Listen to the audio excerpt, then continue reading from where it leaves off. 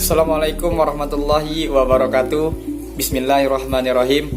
Selamat pagi atau selamat siang kawan-kawan, dimanapun kalian berada. Mudah-mudahan kalian diberikan kesehatan dan diberkahkan kehidupan kalian. Amin ya rabbal alamin. Nah, di video ini saya akan menampilkan atau memaparkan mengenai hasil dari review skripsi, yang dimana ini yang dimana tujuannya untuk memenuhi tugas mata kuliah metodologi penelitian kualitatif yang diampu oleh dosen saya yang terhormat Bu Andina Nurul Wahidah MPD. Nah, sebelum itu perkenankanlah terlebih dahulu saya memperkenalkan diri saya. Nama saya Firman, biasa dipanggil Piman. NIM saya 118111059. Prodi atau jurusan yang saya ambil adalah PAI, Pendidikan Agama Islam. Jenis penelitian yang saya ambil adalah kualitatif. Selanjutnya, identitas skripsi. Identitas skripsi ini menggambarkan apa itu skripsinya dan siapa penulisnya. Nah, dari judul skripsinya, di sini judul skripsinya ialah biografi Syekh Mahfud Al-Hasani Kebumen. Nama peneliti, tanpa mengurangi rasa hormat saya kepada beliau, nama beliau adalah Atik Maksanatun Ni'amah. Asal perguruan tinggi beliau adalah Universitas Islam Negeri Sunan Kalijaga. Tahun terbit skripsi ini yakni tahun 2013. Nah, langsung saja di bagian pertama atau bab 1 kita mulai dari latar belakang. Di dalam skripsi ini dituliskan bahwa selama masa penjajahan Indonesia berlangsung di dahulu kala, terdapat tokoh-tokoh ulama atau kiai memiliki peran penting dalam melawan penjajahan. Artinya berpengaruh dalam kemerdekaan Indonesia ini. Akan tetapi, masyarakat Indonesia tidak banyak mengetahui biografi tokoh-tokoh ulama atau kiai tersebut. Termasuk saya dan mungkin kawan-kawan juga merasa ya. Salah satunya kiai yang berada di Kabupaten Kebumen yang mencurahkan perhatiannya terhadap situasi dan kondisi negara Indonesia pada umumnya dan pada Kabupaten Kebumen pada khususnya. Beliau bernama Syekh Mahfud Al-Hasani. Dia adalah seorang pemimpin pondok pesantren Al-Kahfi Semalanggu, Sumberadi, Kebumen. Nah, dengan kemakannya zaman, dengan kemajuannya zaman sekarang, banyak sejarah-sejarah terdahulu juga mulai menghilang. Salah satunya ya biografi Syekh Mahfud Al-Hasani ini. Karena itu penulis ingin meneliti lebih banyak lagi tentang biografi Syekh Mahfud Al-Hasani. Nah, itulah latar belakang dari skripsi yang berjudul biografi Syekh Mahfud Al-Hasani ini ya. Bagian screenshot data pra penelitiannya, saya mohon maaf, saya tidak menemukan data pra penelitian di dalam skripsi yang berjudul biografi Syekh Mahfud Al-Hasani ini. Atau memang tidak ada, atau memang nggak dicantumkan oleh sang peneliti. Yang jelas saya tidak menemukan di dalam skripsi ini ya.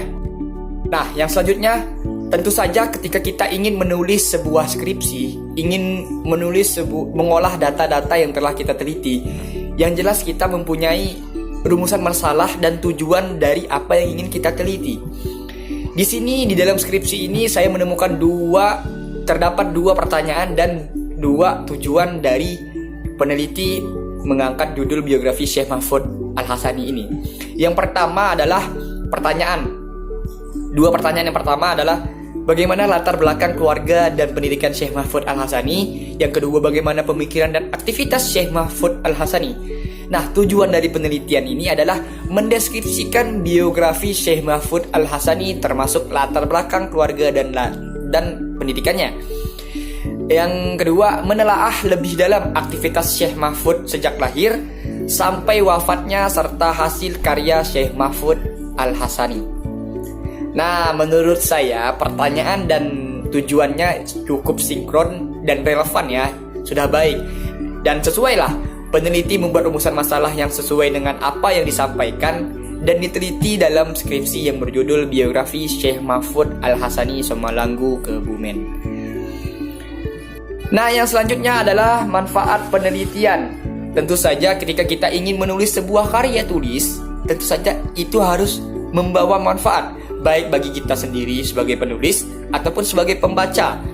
Nah, di sini di dalam penulisan atau di dalam karya skripsi biografi Syekh Mahfud Al-Hasani ini, manfaatnya saya bagi menjadi 3, atau yang saya temukan di dalam skripsi ini menjadi 3 bagian ya. Yang pertama itu bagi pembaca dan penulis, bagi masyarakat umum dan masyarakat Kebumen, bagi perpustakaan Islam dan perpustakaan Kebumen. Nah, bagi penulis dan pembaca, manfaatnya ialah menambah pengetahuan dan informasi dalam bidang sejarah, khususnya sejarah biografi, serta memberikan informasi bagi pihak-pihak yang melakukan penelitian serupa. Nah, yang selanjutnya adalah masyarakat umum dan masyarakat Kebumen. Manfaatnya bagi masyarakat umum dan masyarakat Kebumen ya. Masyarakat umum itu bagi kita.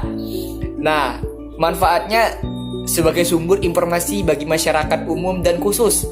Berarti masa kita dan orang-orang yang di sekitar kawasan tempat tinggal Syekh Mahfud Al-Hasani ini. Sebagai informasi apa saja yang telah dilakukan beliau, aktivitasnya apa saja yang dapat ditiru oleh masyarakat Kebumen dan kita sebagai masyarakat umum ya. Kurang lebih seperti itu.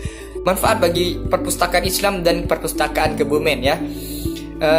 Sebagai koleksi atau tambahan koleksi perpustakaan Islam dan perpustakaan daerah Kebumen tentang biografi ulama atau tokoh lokal di Indonesia. Nah, selanjutnya kita masuk di bagian bab kedua atau di bagian kajian pustaka. Yang pertama itu adalah landasan teori. Landasan teori merupakan teori yang digunakan dalam penulisan skripsi biografi ini atau teori yang dipakai oleh sang peneliti, yakni adalah teori yang dikaji, peranan sosial dan sejarah. Subteorinya adalah manusia dalam kemenut sejarah, sumber kutipan Taufik Abdullah dan kawan-kawan, sejarah dan teori sosial, sumber kutipan Peter Book, sosiologi suatu pengantar, kutipan Surjono Sukanto, dan yang terakhir metodologi sejarah, kutipan Kunto Wijoyo. Nah, menurut saya pemilihan teori dalam penulisan skripsi di atas sudah cocok. Dikarenakan peneliti menulis skripsi menggunakan pendekatan biografi, teori sudah relevan, yakni di dalam skripsi penulis menggunakan teori peranan sosial yang dikemukakan oleh Erving Goffman. Nah, kawan-kawan, di bagian kajian penelitian ini atau di kajian terdahulu, saya tidak menemukan kajian penelitian terdahulu yang dicantumkan atau digambarkan oleh penulis dalam skripsinya. Selain itu, penulis juga menuliskan bahwa masih sedikit referensi sejarah-sejarah mengenai biografi Syekh Mahfud ini. Nah, kita masuk di bab terakhir atau di bab 3. Di dalam bab 3 ini terdapat metodologi penelitian yang dimana saya bagi menjadi 6 bagian di dalam bab ketiga ini ya. Yang pertama ada pendekatan dan jenis penelitian, yang kedua ada tempat dan waktu penelitian, yang ketiga ada sumber data penelitian, yang keempat ada teknik dan instrumen penelitian, yang kelima ada teknik pemeriksaan keabsahan data, dan yang keenam adalah teknik analisis data.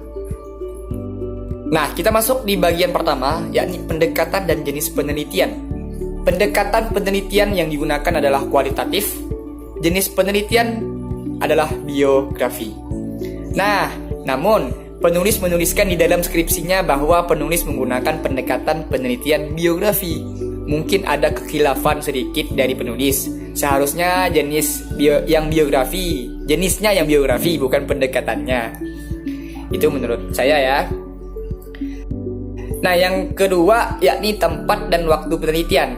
Tempatnya adalah Pondok Pesantren Al-Kahfi Komalagu, Kebumen. Waktu penelitian saya tidak menemukan atau tidak dicantumkan dalam peneliti di sebuah skripsinya. Nah, yang selanjutnya adalah sumber data penelitian. Saya bagi menjadi 2, ada data primer dan data sekunder. Data primer adalah wawancara dengan pengasuh Pondok Pesantren Al-Kahfi Somalanggu, keluarga Syekh Mahfud, murid-murid Syekh Mahfud, pengurus pondok dan masyarakat umum. Yang kedua adalah data sekunder, yakni tertulis buku yang membahas biografi Syekh Mahfud, arsip-arsip dan dokumen yang diperoleh dari pengasuh Pondok Pesantren Al-Kahfi Somalanggu, dan majalah Kebumen Berjuang yang didapatkan dari kantor arsip dan perpustakaan Semarang. Selanjutnya adalah teknik pengumpulan dan instrumen penelitian. Di sini peneliti mencantumkan di dalam skripsinya yaitu menggunakan teknik wawancara dan teknik dokumentasi. Di dalam teknik pengumpulan datanya yang menggunakan wawancara, instrumen atau alat pengumpulan datanya menggunakan alat tulis, buku catatan, dan alat rekam. Nah, sedangkan di bagian dokumentasi yang jelas dan yang sudah pasti menggunakan kamera. Nah, lanjut di bagian instrumen penelitiannya.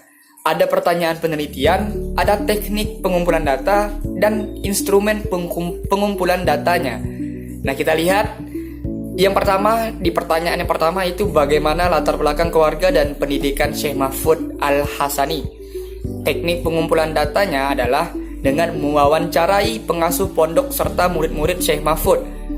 Instrumen pengumpulan datanya adalah menggunakan alat tulis sebagai pencatat jawabannya, buku catatan sebagai referensi dari data sekunder, dan alat rekam suara agar mempermudah peneliti mengolah data. Nah, yang kedua adalah bagaimana pemikiran dan aktivitas Syekh Mahfud Al-Hassani. Teknik pengumpulan datanya adalah sama, menggunakan wawancara juga. Mewawancarai keluarga atau cucu dari Syekh Mahfud dan dokumentasi kondisi tempat Syekh Mahfud beraktivitas. Yang terakhir, instrumen pengumpulan datanya di bagian instrumen pengumpulan datanya menggunakan kamera sebagai alat dokumentasi dan alat tulis serta buku referensi. Nah, selanjutnya kita masuk ke bagian teknik pemeriksaan keabsahan data. Di dalam skripsi yang berjudul biografi Syekh Mahfud Al-Hassani ini, sang peneliti menggunakan pemeriksaan keabsahan data kritik sumber atau menggunakan teknik kritik sumber, yakni data sejarah yang sudah terkumpul dikritik untuk memperoleh keabsahan data atau keabsahan data sumber dalam skripsi tersebut. Nah, selanjutnya adalah teknik analisis data. Di dalam skripsi yang dituliskan oleh peneliti, saya tidak menemukannya ada teknik analisis yang dicantumkan di dalam biografi atau di dalam skripsi tersebut. Seharusnya ya, menurut saya ya dicantumkan karena teknik analisis data berpengaruh terhadap keabsahan data dalam skripsi tersebut. Terima kasih sudah menonton video saya. Mohon maaf bila ada kata-kata saya yang salah, informasi yang kurang dan informasi yang salah yang saya sampaikan atau yang saya paparkan. Saya mohon maaf. Wabillahi taufiq wal hidayah. Wassalamualaikum warahmatullahi wabarakatuh.